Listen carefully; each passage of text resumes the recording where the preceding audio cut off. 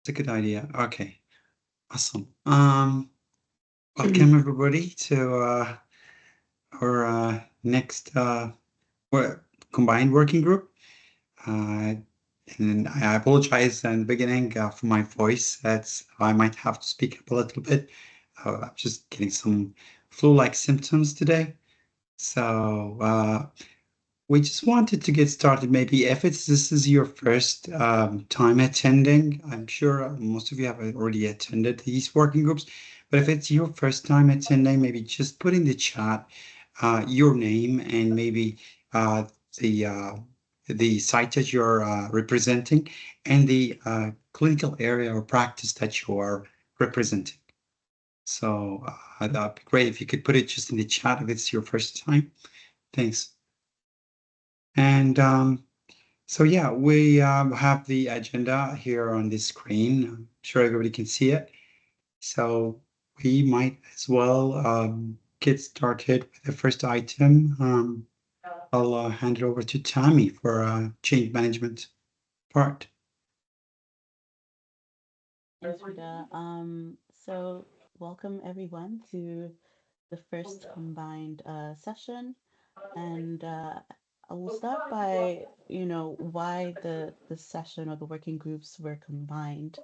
Um, the groups were combined to avoid redundancy, so they would cover similar topics in their meetings.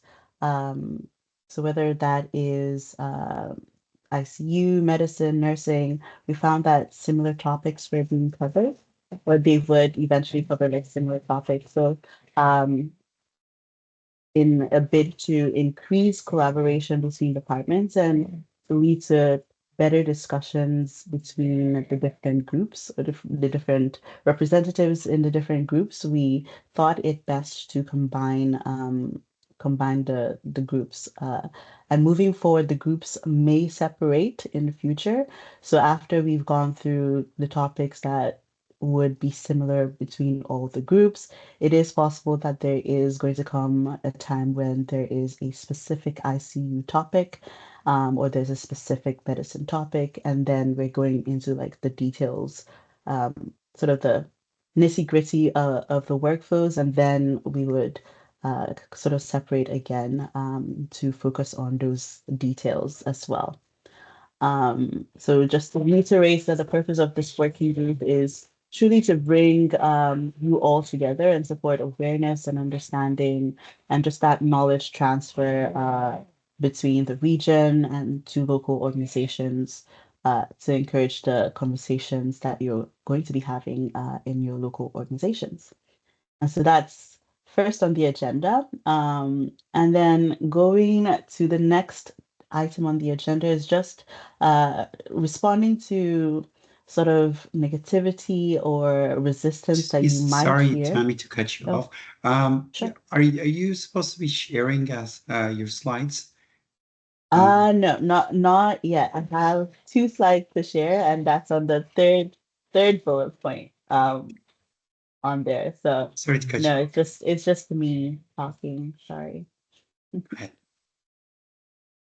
So the next bullet point or next sort of agenda item is just responding to negativity and resistance that you might face in carrying out your role as change champions within your organization. So we know that change is hard, and from now till go live, which is 6 months, thereabout, it's getting less and less as time goes on. But from now till go live, you will be possibly faced with, some resistance at your local orgs. Um, People have been waiting to see Lumio or the system for a while, and so there might be some anxiety going on there. So just to remind everyone to, you know, encourage people that there is a team of people working behind the scenes, putting things in place in order to make this a success. And it is quite usual for a project this size to run into bumps along the road. And so just accepting that process and, you know, easing people's minds. This goes back to your roles as change champions and just supporting your peers through change. The communication team has provided some messaging, and I can definitely share that specific. Thank you so much, Rita. The specific messaging around just how to handle negativity around the linear project. So, yeah, according to the slides, you'd see like, this is a big and complex project that, of course, has many challenges, but our teams are really working together to make this happen for the region. Um, so these are just really some ideas on how to respond to negativity. This is not by all any means the only way to respond to negativity. Is just a reminder that, accepting that their change is hard, and accepting that there will be resistance, and trying to push people, or maybe not push, but steer people towards the glass half full, and all the benefits that would come through the implementation of the system, especially for the patients and the people that we serve. And I'll go to the last agenda item that I will be covering, and I'll share my screen here. It really is around the question um, process for uh, for the working group. So as you attend the working groups, as you take the information back into your local orgs, it is possible that people might have Sorry, questions. Tammy, again. You're not sharing your slides. I am just making sure that I have the right one open for you. Okay. All right. Thank you, Rita. For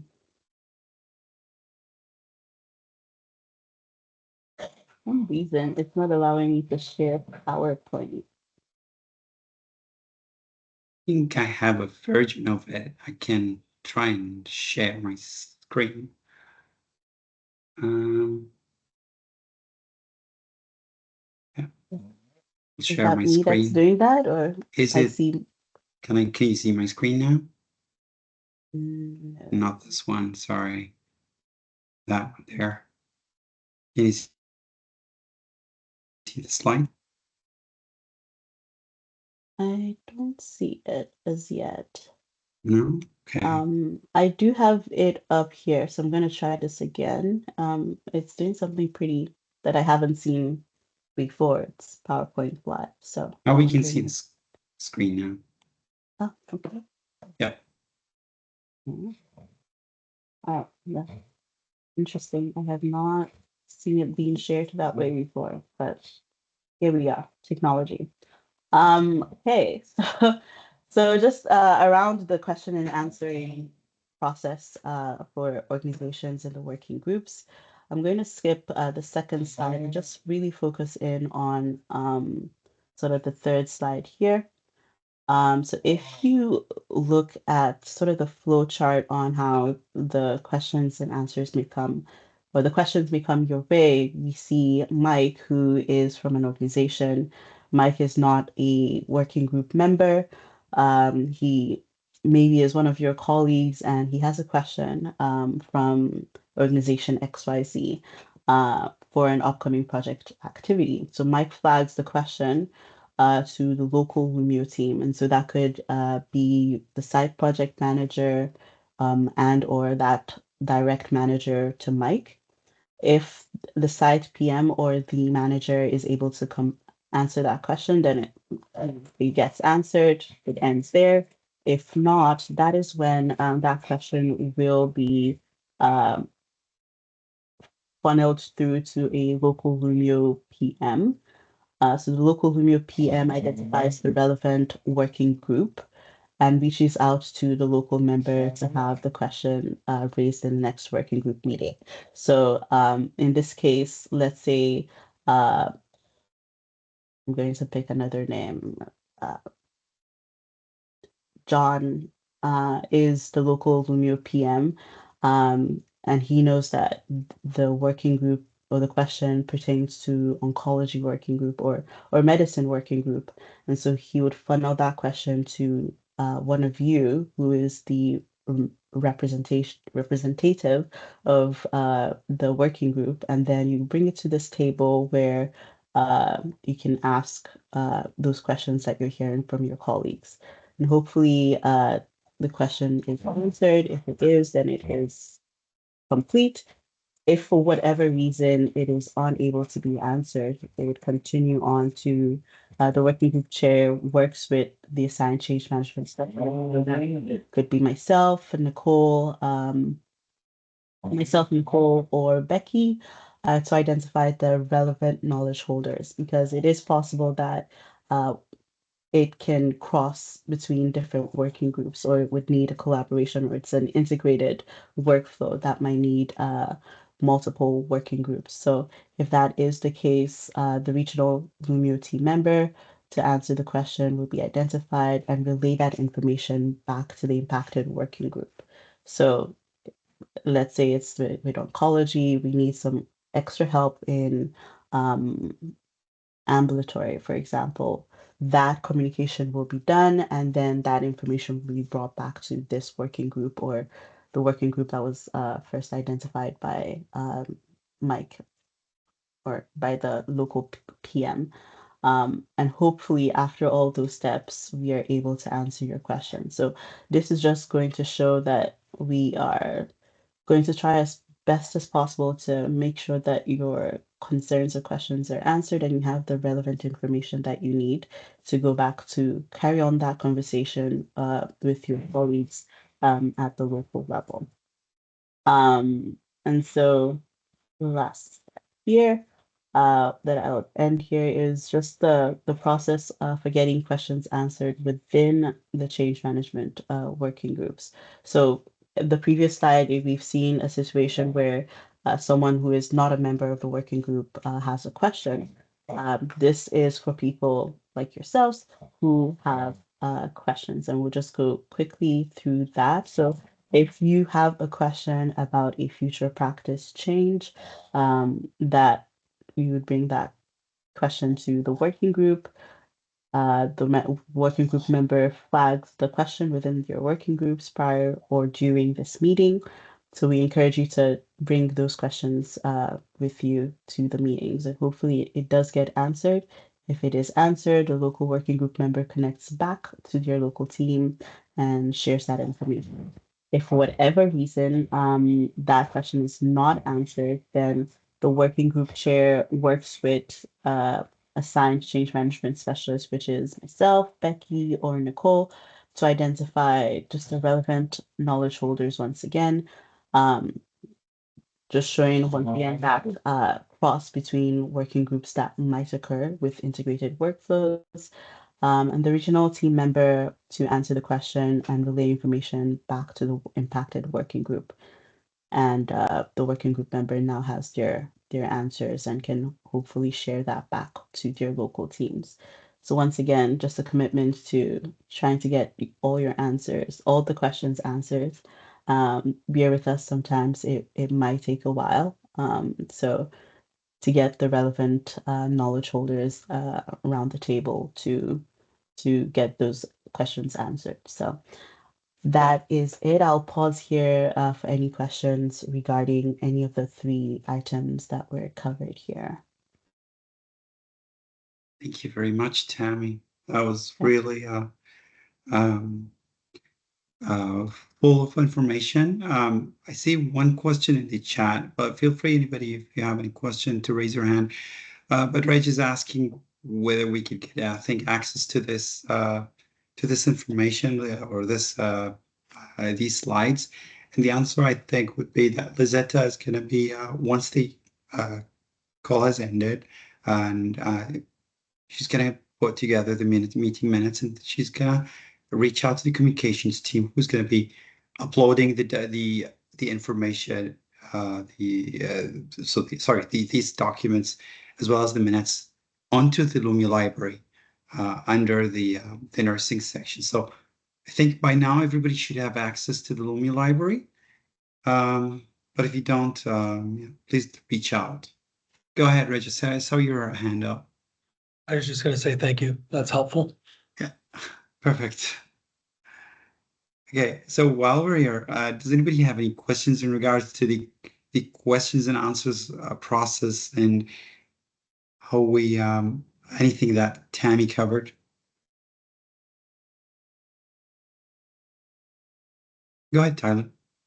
Just because I'm unclear about workflow processes, do folks in, let's say, medicine, because I represent medicine, would they come to me and say, I have issues with this workflow, or I don't know what this workflow is, and then do I bring back to this group for discussion, or do I go to somebody like Becky or whoever our site lead is for those issues? And my second question to that was, is there a master list somewhere of the new workflows so we um, can start talking to groups and teams about that, like about how work will change, or is that too premature? So regarding your first question, I think so if you receive a question related to like a medicine workflow, as if since this is the working group that is concerned with workflows in inpatient medicine, then yes, the answer would be those would be channeled to you by the the project manager or the site project manager, or if they already know you're the representative member for that working group, they will reach out to you, and then you will be bringing it to this table to hopefully put it in the list of things that we're going to be discussing, or if it's easy question that you're comfortable answering, then yes, you would be the one who would be answering that back uh, to the person asking the question. Um, and I think yeah. Does anybody have anything to add to that before I move to the next question? Tammy, did I answer that perfectly? And yeah, I think I think yeah, I don't have anything to add in Yeah, that regard. For some sites, the your colleagues or the people um would know who to go to as their working group rep, but in some other sites, it is possible that they wouldn't know, and the more known person is the site PM or just their direct manager, and so there is leeway in that sense for who to go to. So if someone goes to you as the rep, then for sure you can bring it to this table. I would have to defer to someone else on the second question. yeah, yeah, perfect. Yeah, thanks, Tammy. So regarding your second question, Tyler, I think this is a good question, and I think I'll give my best shot at it before I hand it over to Kim. But I think, like, I remember we kind of socialized like a list of high level workflows first time during the first working group session that we had. Those are the ones that we thought maybe as a good start to cover in the coming sessions. And then like based on that feedback, we'll be putting together like kind of the priorities.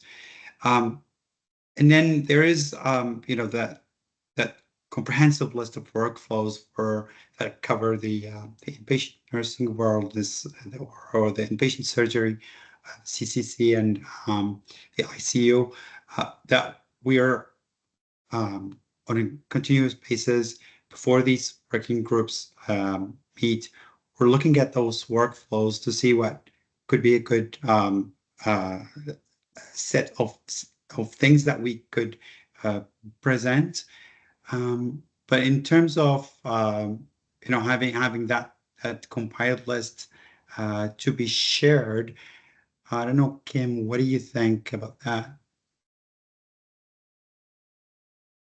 I feel like once we cover the workflows, we are going to upload the workflows to the portal. That's what I was thinking we would do.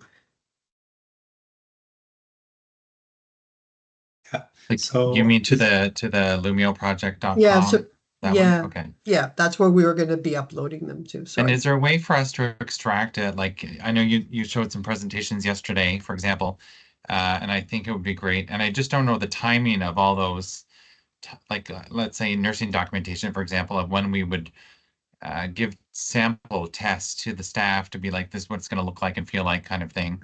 But then I don't know how to extract it from the website itself because they won't have access.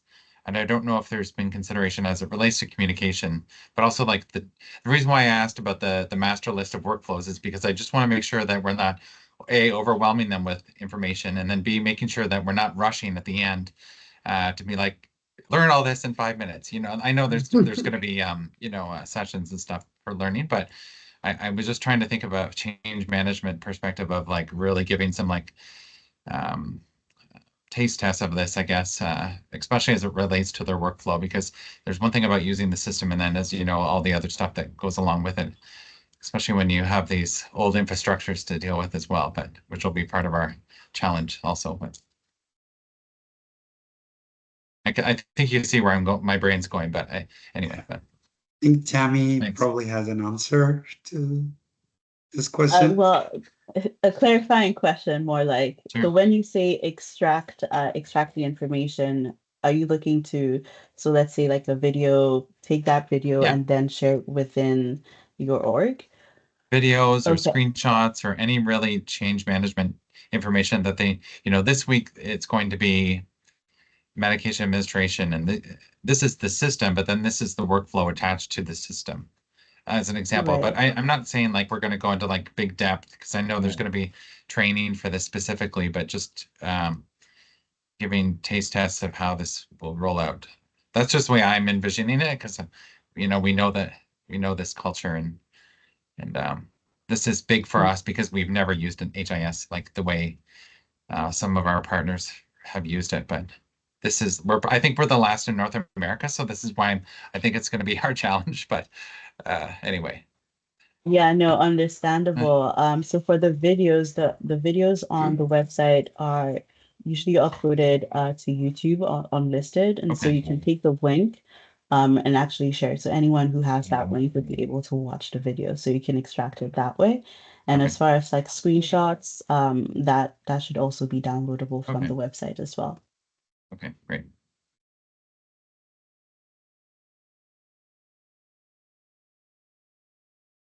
Go ahead, Rhonda. Hi, my name is Rhonda. I'm with Oracle, and I just wanted to highlight what Tammy was just mentioning, just in regards to some of the videos that are already on the website. And Tammy, just to clarify too, like you're talking about like the microsims and knowledge transfer workshops, correct? Correct. Yeah. Yeah, perfect. Yeah, those are really good resources just to see kind of a quick like snapshot, so to speak, of a very simplistic workflow just to get new users used to what the domain looks like and just visually getting off the ground. Thanks.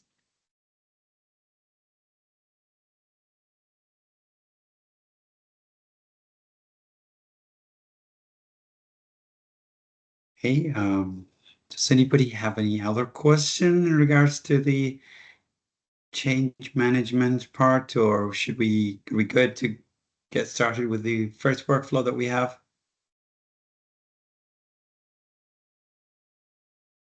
I don't see any hands up or anything in the chat.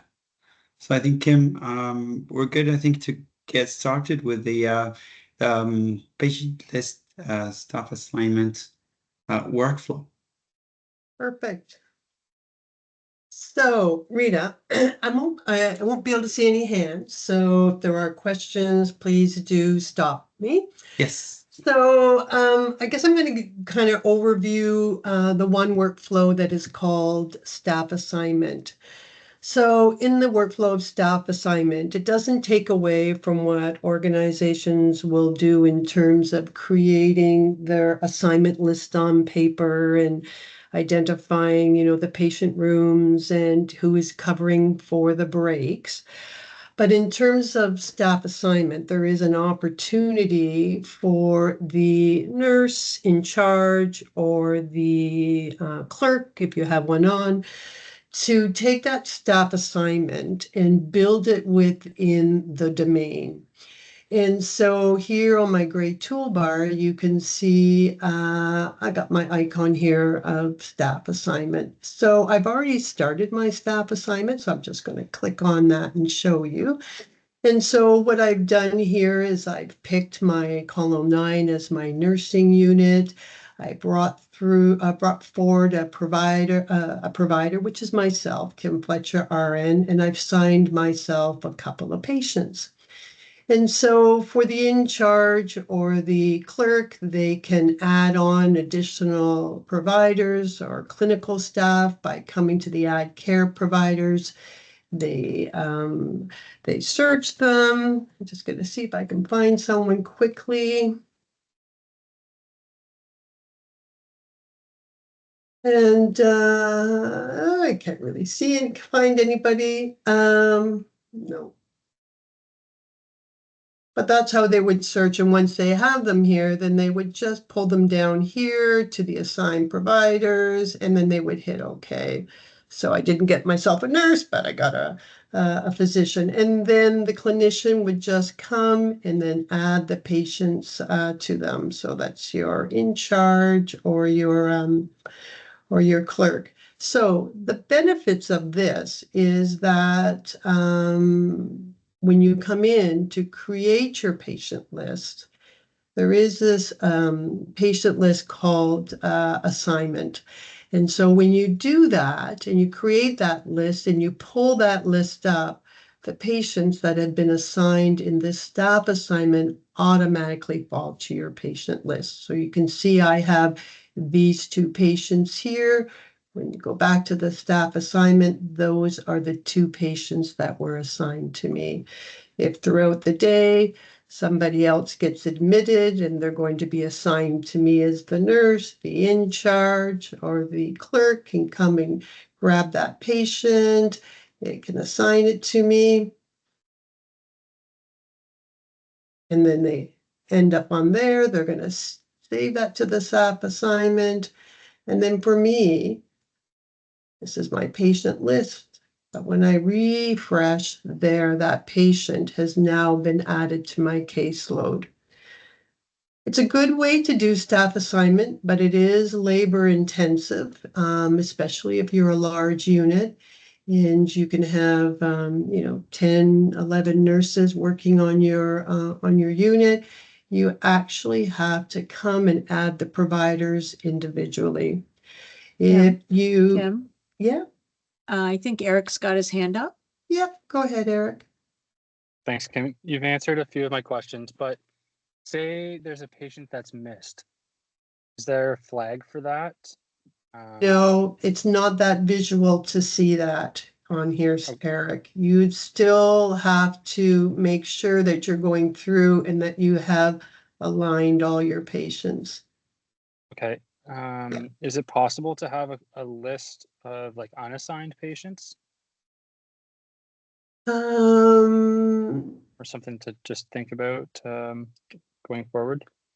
I Like mean, a this list- shouldn't happen. It shouldn't happen, but it might. So yeah. I don't know what you mean by that of unassigned patients. just if they're, like for my unit, assignments change because we end up having to float somebody or there's a last minute sick call. So just making sure that each patient on the unit does have an assigned staff. And sometimes there can be some confusion just with reassignment. So I just want to, if there's a possibility to have a flag of some sort where if there is a patient that doesn't have a provider assigned, like a nurse. I can follow up, Eric, and I can bring that back to the next meeting. There's nothing visual here that I'm aware of. It could be something that we could put on the optimization. I don't like on an optimization list for the future, but I'll follow up and I'll bring that back to the next meeting. Okay, great. Thank you. Robert, I think Robert's got a question as well. Yes, thank you. Probably an extension of the same question. If a nurse gets assigned a new patient, is there any visual flag somewhere in Power Chart that tells the patient that there is a new patient, tells the nurse there's a new patient, or does she have to go back repeatedly to her list to see if her patient assignments have changed? So I feel like this doesn't take away from the workflow that when there is a new patient, that somebody's communicating to the nurse that they're going to be assigned the patient. So whether that is the in charge or the clerk who notifies them. The nurse, when they do refresh and if they had a patient added to their case in staff assignment, then when they do refresh, they're going to see a patient pop up on their case. But really, this doesn't take away from the fact that somebody should be communicating to the nurse that they're getting a new patient, or somebody, is moving from one room to the other room and now they're going to be taking them over. I have another question from Anderson. Hi, sorry about that. A quick comment and then a question.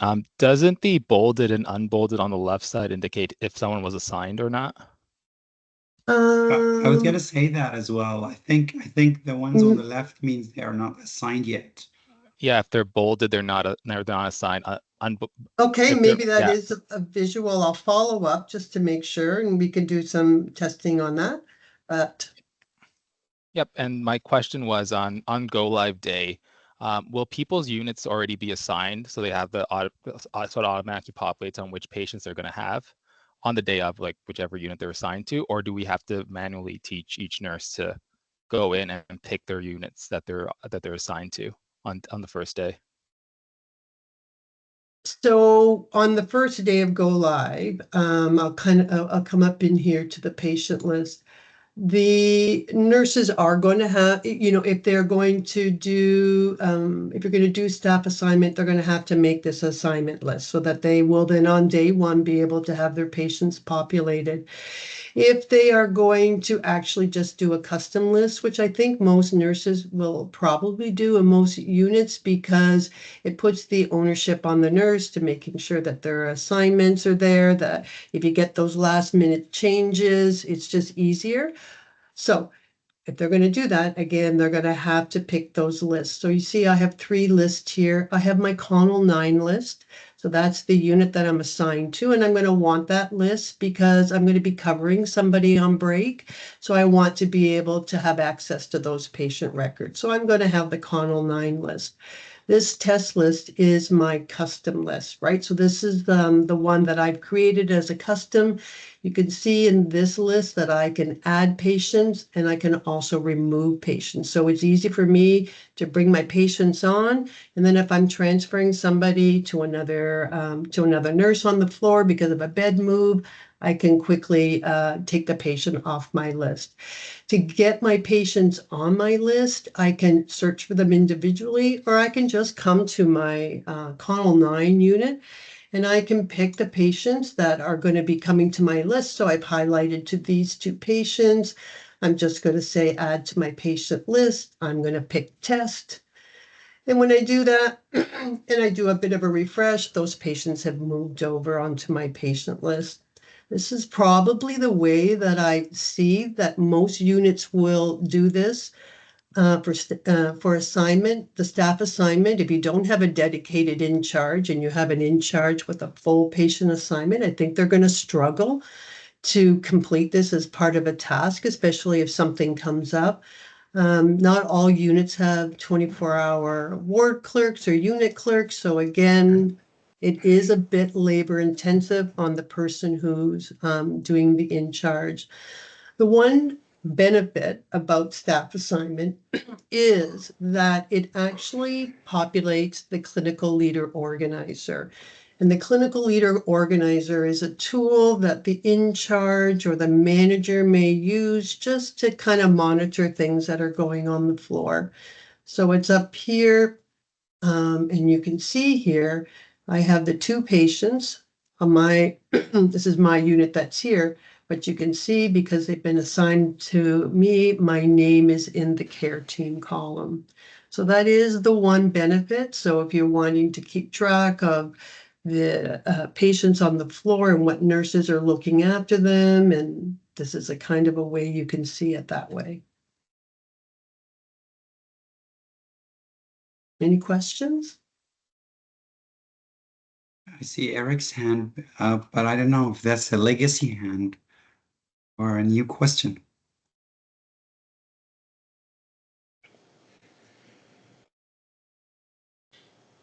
Eric, do you have a question, or do you want to just put your hands? Sorry, that's an old hand. Yeah, that's okay. You can click on the raise hand again. Tyler has another question. I just have the question, Kim, can people just work off of the floor layout? Like I can't remember the first tab. I think it was like column 9 or something, and then the second was assignment or something.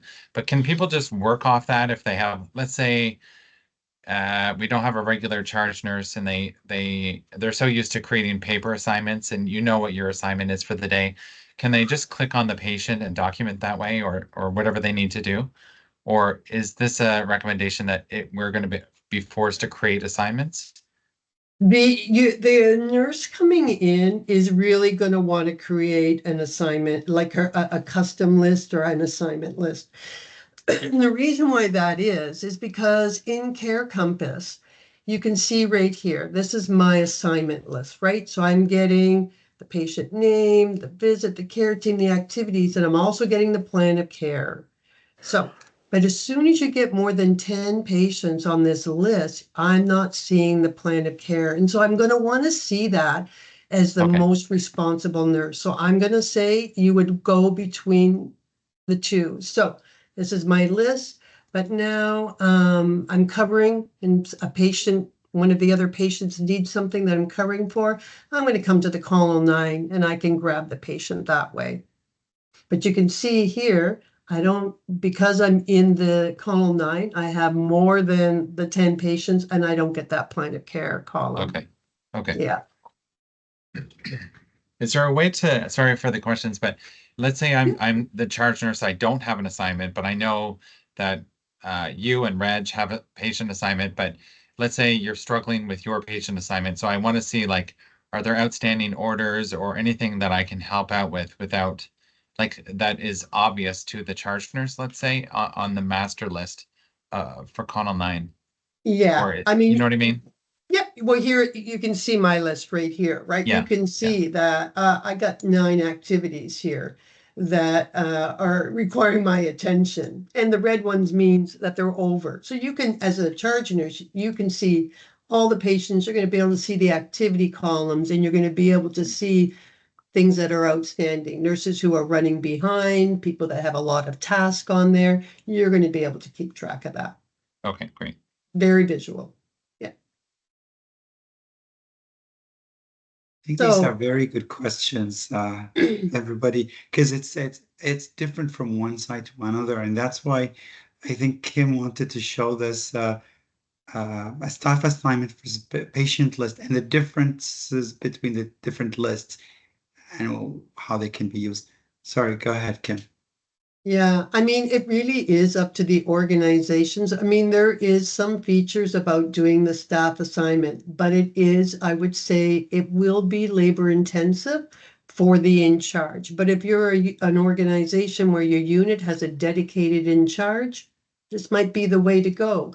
The benefit is that the nurse comes in and the assignments are their caseload assignment or their list is already populated for them. The downside, it's labor intensive. The other nice thing about it is on the clinical leader organizer, I can see the nurse who's looking after that patient. So that's another kind of nice benefit.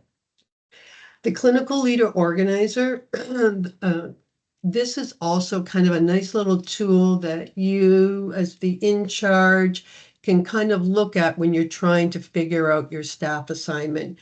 Here I've just got it set up. I can see my patients who are on isolation. I can see their diets. I can see catheters. I got this patient's on telemetry. This patient's got oxygen. This person's got a central line.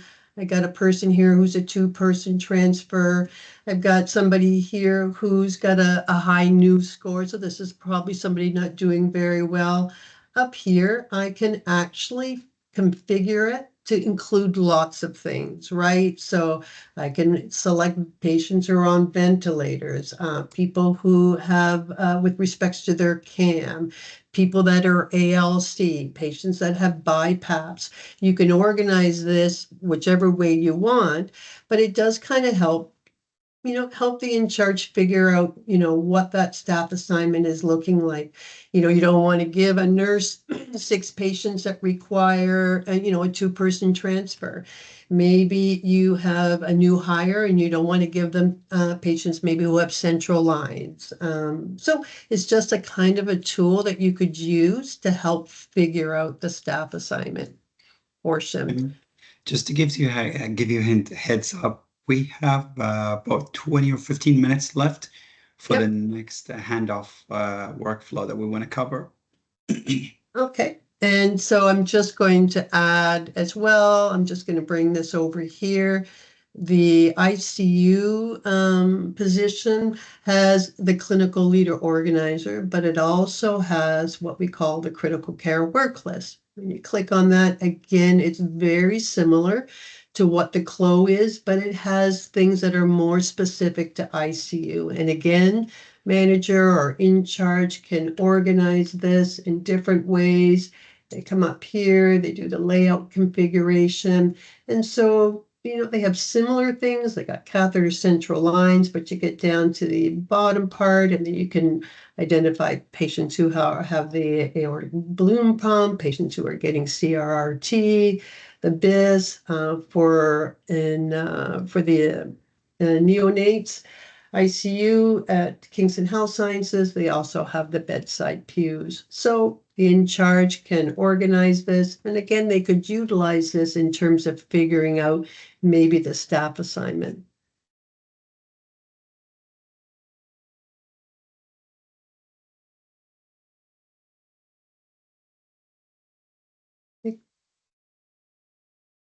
Any questions?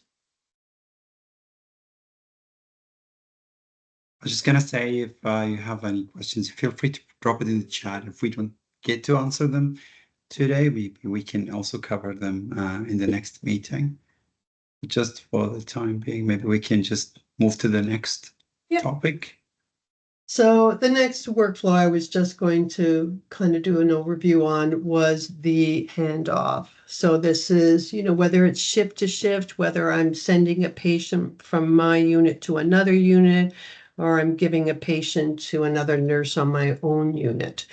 So in terms of getting ready to hand off, it's important for the nurse to make sure that they're coming to the care compass, right? Here, this is where they're going to see their new orders or their, results. In yellow, that means they're not urgent. If they're red, they're critical. But in preparation for handoff, the nurse should be reviewing their orders and marking them off as review. If there's any concerns, they should be following up with their provider and kind of get clarification. But so once I've done that, I'm the nurse, I'm going to mark them off as reviewed. The other thing that the nurse needs to do is they need to make sure that their tasks are dealt with. And so here I can see I have 9 tasks.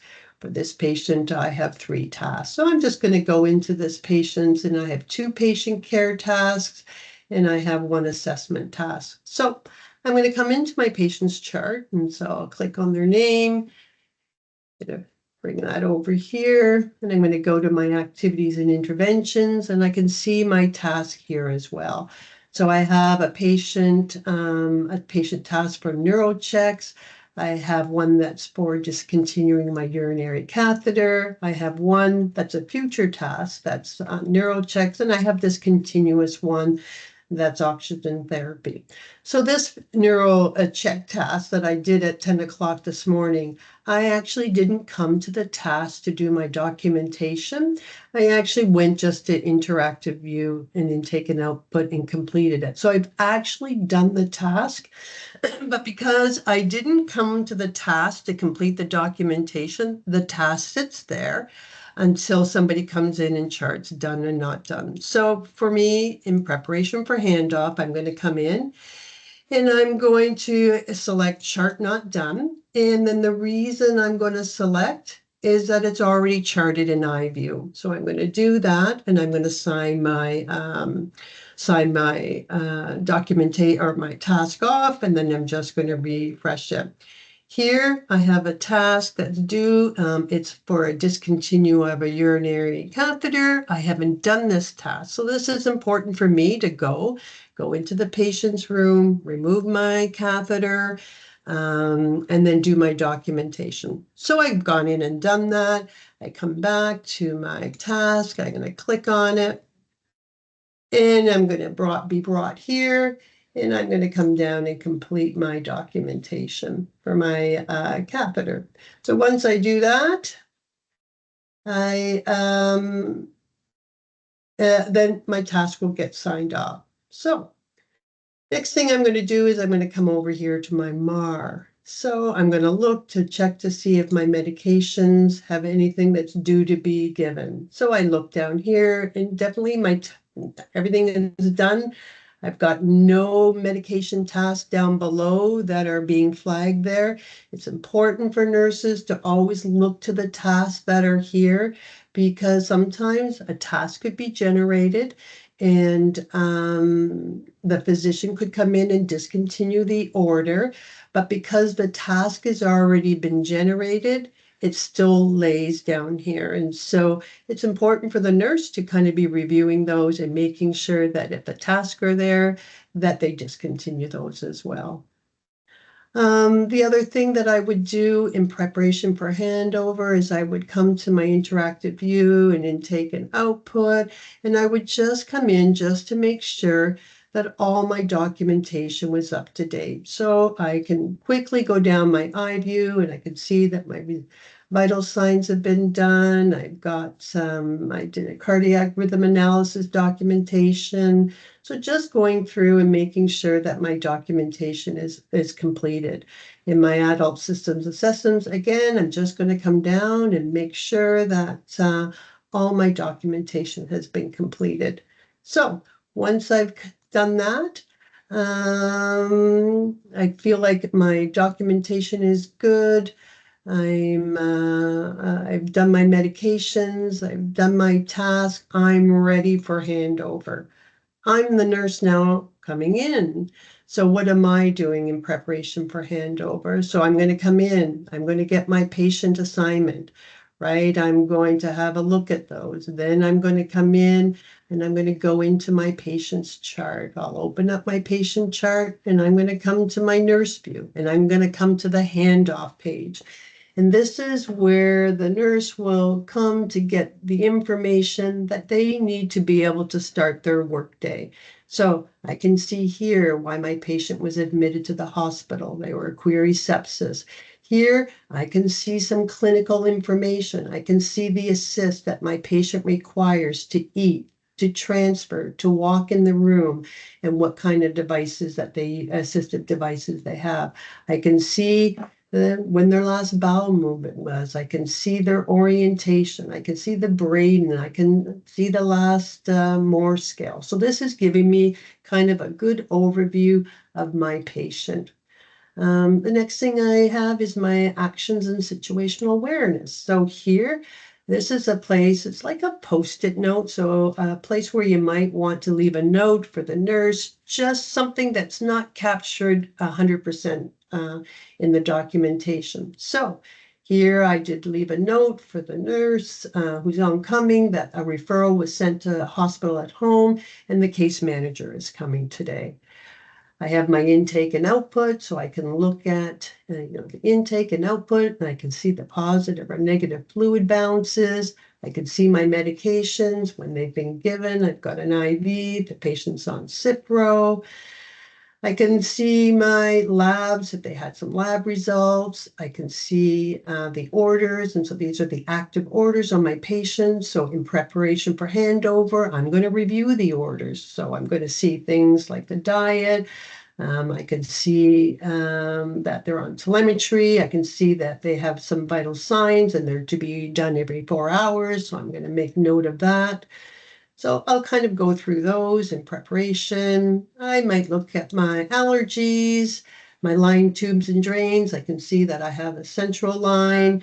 I can see that I've had 3 discontinued lines. If I click on them, I can see I've had some urinary catheters discontinued, and the central line was, I guess, this morning and restarted. So in preparation, I'm going to go through all of these things. So handover.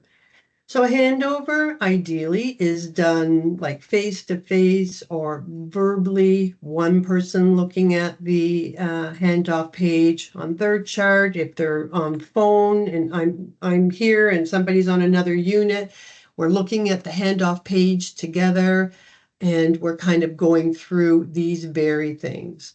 If it's a shift to shift handover, it's you and the nurse kind of maybe doing it together.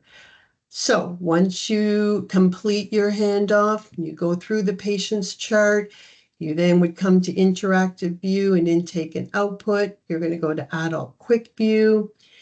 And so you will come to the handoff. I've already completed it. So if I'm doing a shift to shift handoff, really they're documenting that they gave report, who was a nurse giving report, who was a nurse receiving report.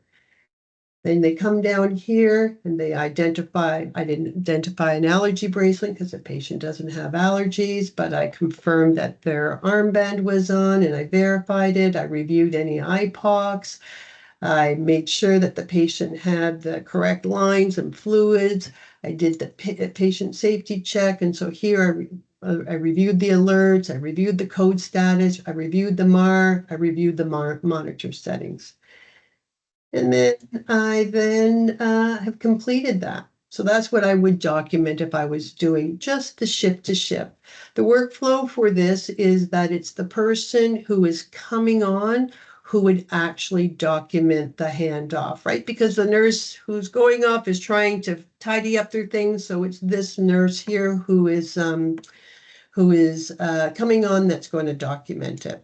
Now, if I'm transferring a patient from one unit to another or from, one room to the other and I'm giving handoff, I'm going to complete the same documentation, but I actually add a few other things. So I've still the nurse receiving and giving, I document. Here I'm going to indicate that it's a transfer. It's a transfer to column 9 from ICU, the date, how the patient is coming. And again, similar things. I've got the armband on. I reviewed any IPOCs. I made sure my lines, everything was in check. I did the safety check and I made sure that the patient's belongings were bagged and labeled. And that I notified the spouse. And so I complete that documentation. After handoff, if I, as a nurse, want to get some additional information that I just didn't get on the handoff page, I need more details about the patient, options for that are to come into the documentation, and I can go and I can look at the provider's history and physical. I can see other documentation potentially that other clinicians have done. If I want to have a closer look at some of the other assessments that aren't on the handoff page, I can go to iView or I can come to results review. Right here, I can click on the assessments and then I can just click down and you can see the vital signs documentation. I'll just have to move it over a bit. Sorry, Kim, just wanted to bring to your attention, there's only 5 minutes left. Yep. And I was wondering if anybody had any questions in regards to the handoff and handover process that we can maybe dig deeper into. Tyler? Of course, it's me. I'm just teasing. Is it mandatory to do the handoff? Like, what if you don't do it? Like, I'm thinking like, I don't know, somebody crashes on the ward and they go to ICU, and the last thing you want to do is do the handoff tool. And will it flag the nurse, or either the receiver or the sender, to say, okay, No, it doesn't flag the nurse. It's not mandatory, but it is a way to document that transfer of care. And it Sure. really Yeah. should be done. If you can't do it at that moment in time, you can always come back and back chart. Okay. Right? And you can, yeah. So, but it is really meant to show that, hey, I've given you handoff. I've reviewed these key points with you. I made sure the patient was perfect for you. The lines, everything is labeled and in order. So, Sure. yeah. Okay, thanks. Yeah,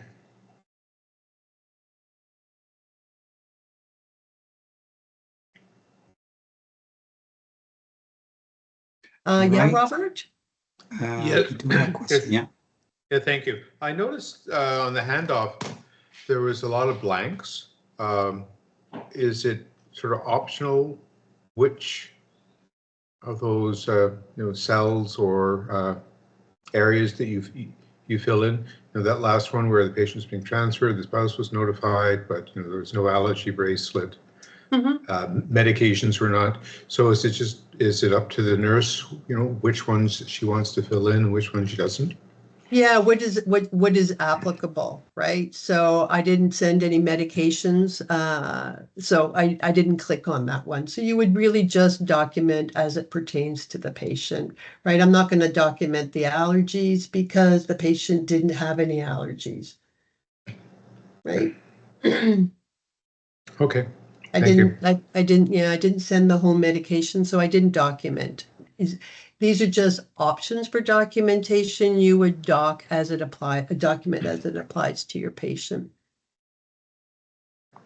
Well, that raises the issue of, you said you didn't document allergies because there are no allergies, but you don't know whether somebody, missed doing that or did not get around to doing that. Yeah, for the allergies, it really is that I had an allergy bracelet. So the patient doesn't have an allergy bracelet because they don't have any allergies. So I didn't do any documentation there. Yeah. So But for the allergies, there is a specific allergies workflow that is tied to that documentation, Robert. Yeah. So Maybe the answer we can cover them. Yes. Yeah. The answer for this one is yes, that there's an allergy bracelet on. So I didn't select it because the patient doesn't have any allergies. But if the patient had an allergy, then I would make sure that the patient had their bracelet on, and then I would document, yes, that they did.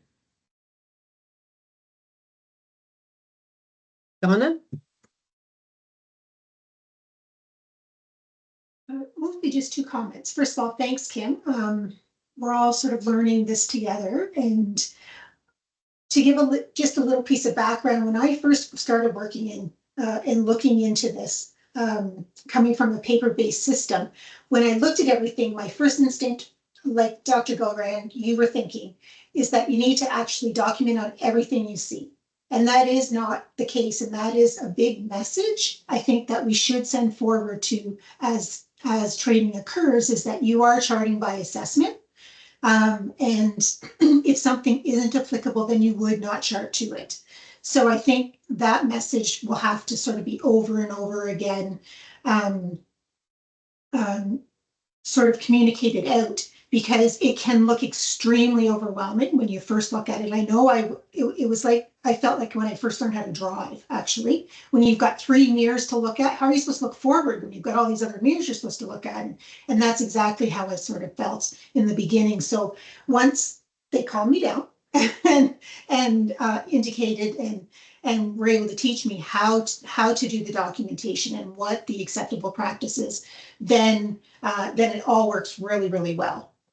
So I just wanted to put that out there from my own experience. And then the second piece of information I wanted to bring forward is for the organizations that do sort of bedside handover, we'll say, this will help sort of remind you of the things that you're supposed to do during that bedside handover, such as the patient identification, and then of course going through all the handover process as well. And sometimes it might make it a little bit sticky if you're not, if you have the patients in separate rooms, but at least you can wheel your wows around, or however you're going to do it with your I don't know if we could do it with our little handheld tools or not, Kim. I'm not sure if that's done, but just to give you an idea that there's that these tools can certainly be used as we get more familiar and comfortable with how to use them. That's all. Point, And- Donna. And I did a little bit of playing around with the staff assignment, and it appears that the patients that are bolded, it would appear that they haven't been assigned, but I'm going to confirm with the Cerner Oracle that this is something that we can rely on, because my sense was you really have to, there wasn't like a 100% visual cue, but as I played, it would seem that it does that. So I will make sure that it's something that we could use. And That's great. I think that's a key takeaway maybe we can just put for our next time. Yeah. But just, I think, I know we're 2 minutes over, and I wanted to get this in front of you before we wrap up, is that regarding the next meeting. So we have it scheduled, I think, on the September, sometime first week, second week of September. But we wanted also to get your idea or your opinion around whether we should keep it that way, keeping in mind that we have like planned maybe at least two sessions combined as a whole group, ICU and patient medicine and inpatient surgery, CCC, to provide you with additional demos for the next 2 sessions. So is anybody going on break? Or should we bring this closer, or should we just leave it as September 12 or September 11? I can't remember the date. And then on like 2 weeks from there, we keep it together until mid-October when we split off.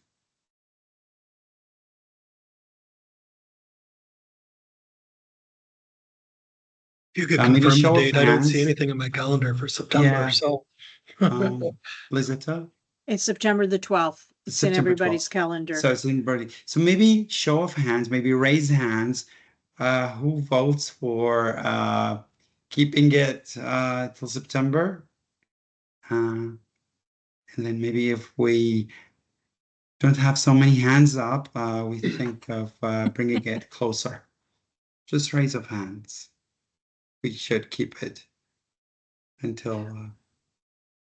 there is like 2 months between this one and the next meeting. And, I mean, we could wait, but there's also, benefit of, if possible, meeting throughout the summer, because it's a short time till we get to December, but I leave it to all. So Yeah, the can you hands up, Rita, are for those who want it to keep it as is? Is that the hands Yeah. up? Yeah, Okay, the keep it hands as up. is. Just keep it as is. I think we have only a few people who raised their hands. Can Okay. you clarify what you mean by bring it or get it closer? So should we meet again in a couple of weeks time? Say by end of July or even mid-August. Maybe let's rephrase that question. Let's get hands raised up if we think we should meet in a couple of weeks or 3 weeks time from now. Again, currently, as we have it, it's scheduled for September 11th or September 12th. September 12th. September 12th, sorry. But raise of hand if we think we should meet very soon again.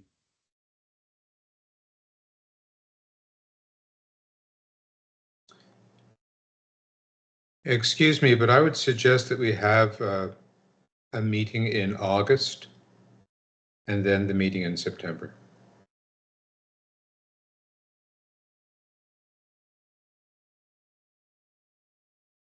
Everybody in favor for our meeting again?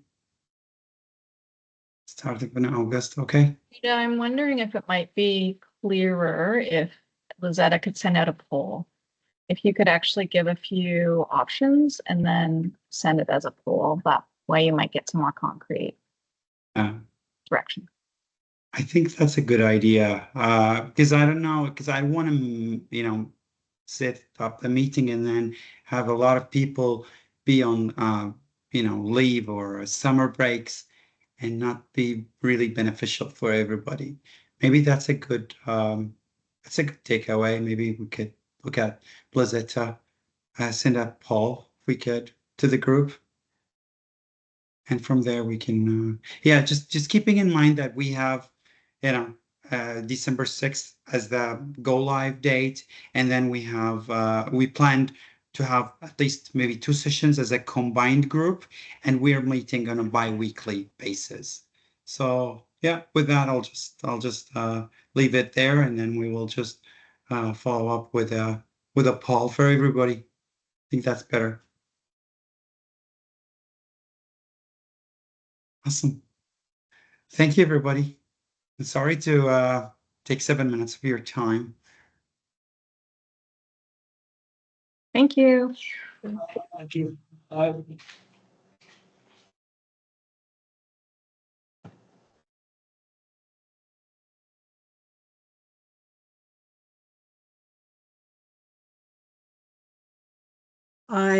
do have an appointment at 4:30. I was gonna send out an email. What are, Can we stop the oh, recording? yes, Yeah. yes. thanks. Thank you, Kim. You're always so good about that. I was like, okay. Sorry, I do have to go.